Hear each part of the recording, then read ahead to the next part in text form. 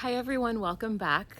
I'm back from my late summer little break. I would say I haven't posted a video or a longer form video in over a month. I've done some short updates and I just needed a little bit of time to kind of regroup. I had some family in town. I wanted to spend some time with them and that was really great. And now I'm just feeling kind of re-energized.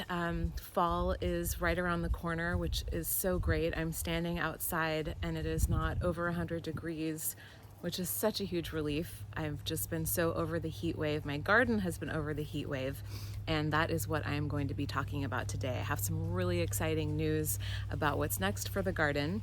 But first, let's take a look at what's going on in the greenhouse. If you've been following along, you can see behind me, it's my quick tent portable greenhouse. It is 10 feet wide by 20 feet long by 6.5 feet tall. And this was my kind of big experiment for the last spring gardening season. I learned a lot, and let's take you inside and I'll give you a little bit more insights on that. I have to admit, I got a little bit lazy the end of this season inside the greenhouse. You can see the tomatoes are pretty fried and they didn't have enough room. So one thing I'm excited about in the larger garden plot is the fact that the sky's the limit. Here's some carrots. Over here, this was surprising. I thought the pepper plant had completely just died, but now we have some new peppers coming in, so I'm still watering them and we'll let those do their thing. I have like one cucumber that's still going a little bit. That guy looks pretty promising. And then up here, we have two more that are probably going to be ready to harvest in the next day or so. This tomato plant is dead. This is peppermint here. This is the only herb I have that's still going. Peppermint is pretty resilient. Another pretty much dead tomato plant and another one. So the most exciting new development, which I kind of threw a little short teaser on a couple weeks ago, is my new garden plot, which is outside of the backyard. It is 50 by 50 feet. It's going to be enclosed in just some metal fencing to keep the larger animals out. And by large animals, I mean turkey, deer, potentially coyotes, raccoons maybe.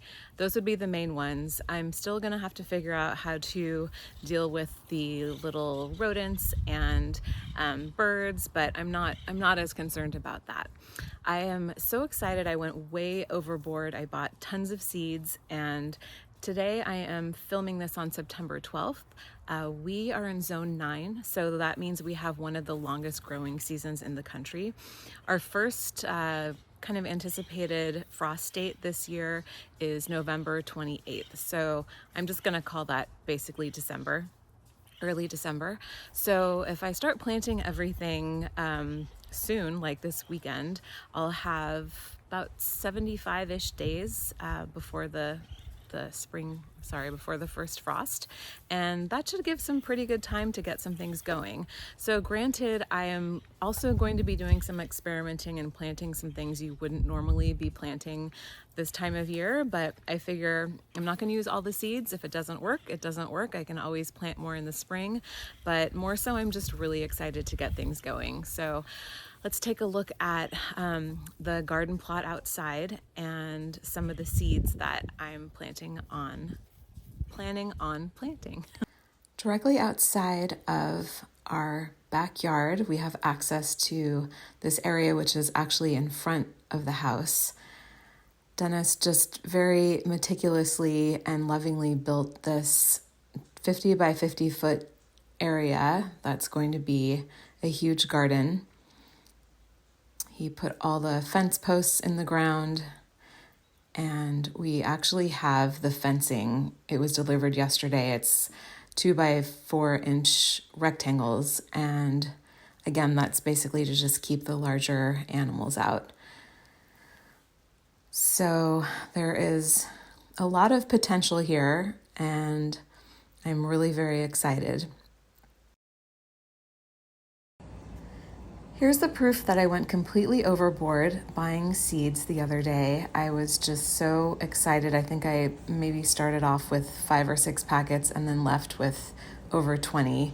Mainly vegetables, some flowers, and as I said before, probably many things that you wouldn't normally start planting this time of year, but I'm just going to give it a shot and see what happens. The worst that can happen is nothing happens, and then I will start again next season. So I would say I pretty much have my work cut out for me. I'm still trying to figure out where everything is going to go in that garden plot. There's a lot of space. I think we're going to do some walkways. It's going to be a mixture of larger raised beds and then in-ground planting. Again, I think that I'm just going to go wild and see what happens. It's going to be a big undertaking, but I am very excited, and I'm excited for you to come along on the journey as well. If you have any suggestions or ideas, I'm always open to that. Again, I'm always learning. This is my second year of gardening. It's been a dream of mine to have this much space to be able to plant things and grow food.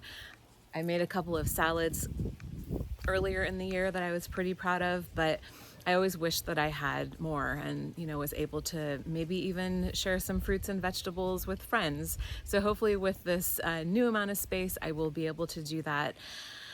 And feel free to continue watching along. If you are new here, this is Dear Diary Country Life. I'm basically filming my journey of learning how to navigate life in the country after living in San Francisco for pretty much all my life. The content is mainly about gardening and keeping chickens. You can see some of our 7 hens here in the background. They're enjoying the shade and kind of just foraging about looking for some buried treasures back here behind me. So the chickens are one of the most fun things. So if you like chickens, definitely subscribe and follow along. There will be a lot of chicken content. Thanks again for watching, and I will see you very soon.